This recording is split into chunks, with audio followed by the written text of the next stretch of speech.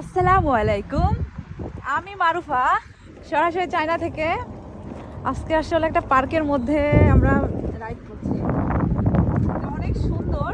তো আমি যখন 1 বছর আগে আসি, 1.5 বছর আগে আসি এই জায়গাতে, এত সুন্দর ছিল না, এখন অল্প কিছু জায়গায় ওরা কাজ করছিল। তো এখন জায়গাটা এত সুন্দর করছে, আসলে বিশাল একটা জায়গা।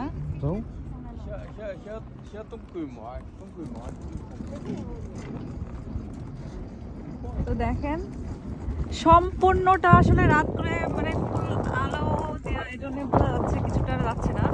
তো অনেক সুন্দর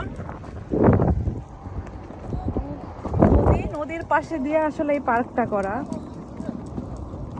আবার কিছু কিছু দৃশ্য আছে খুবই সুন্দর। তো আমরা এখন আসলে যাচ্ছি বেসিক্যালি নদীর পাশে, আর গাড়িটা আসলে আমি ড্রাইভ করছি, আমরা বাইকে আসলে ঘুরছি। এখানে আসলে যখন গরমকালে আসা যায়, গরমের সময়, তো আপনার সবাই থাকে এখানে আড্ডা পড়ে, তারপরে সবাই মিলে মানে সময় কাটায় এখানে। সুন্দর বাতাস, পরিবেশ সুন্দর। তো এখন আসলে শীতের দিন, চাইনিজরা অনেক স্বাস্থ্য সচেতন, তাই আসলে শীতের মধ্যে ওরা বাইরে বেশি থাকে না, 2-1 জন আসে দেখার জন্য, বাকিরা সব থাকে। তো আমরা আসলে রাত্রে আসলে অনেক শীত, ভাবছি আসবো না, তারপরে আসলে আসলাম। সুন্দর জায়গা যে আসলাম, এত দূরে দেখে যায়, এই জন্যই মেনলি আসা। তো দেখেন, ওই যে দেখতে পাচ্ছেন পাশে নদী, দেখেন অনেক সুন্দর নদী, রঙের আলো জ্বলছে। এই আমরা তো উপর দিয়ে চলে আসলাম বোকার মতো, সমস্যা নেই, আমি দেখি। নিচে নামতে হতো আমাদের এই নদীর পাশ দিয়ে। আসলে আমিও তেমন রাস্তা চিনি না, তাই আস্তে আস্তে পুরো রাস্তাতে চলে আসলাম। আমার টার্গেট ছিল নিচে নামা, উপরে আসা হয়ে গেছে। এই তো দেখেন সুন্দর ওই যে নদী, সুন্দর সুন্দর কালারিং গাছ, মোটামুটি ভালো। আর এদিকে আরো কাজ চলছে, বিশাল একটা এরিয়া। যদি অনেক বাংলাদেশে হতো তাহলে তো অনেক টাকার টিকিট কেটে ঘোরা লাগতো, কিন্তু এখানে সম্পূর্ণ ফ্রি। দেখি যেতে থাকি, আসলে লাস্ট পর্যন্ত কত দূর কি দেখা যাক।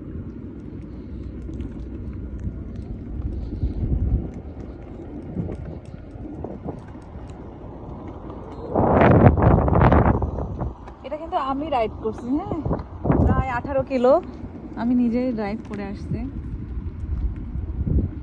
আসলে নিজের কাজ কারোর উপর ডিপেন্ডেন্ট হওয়া উচিত না, প্রত্যেকটা মানুষেরই। কারো আশা, কারো ভরসা, এগুলো কিছুই করা উচিত না। সবসময় নিজের উপরই সেলফ ডিপেন্ডেন্ট হওয়া অনেক বেটার। তো সব কিছু নিজে করারই ট্রাই করছি। আর এই দেখছেন নদী, এটা কিন্তু বিশাল নদী। এখানে আপনার ওই যে আপনার বিভিন্ন প্রোডাক্ট দেখে আমি নিয়ে যাই ফুল সিতে করে, মানে হয়তো এক প্রান্ত থেকে নদীর আরেক প্রান্তে নিয়ে যায়। তো এটাও দেখছি, কিন্তু এখন আজকে দেখা যাচ্ছে না, তাই দেখাতে পারলাম না আর কি।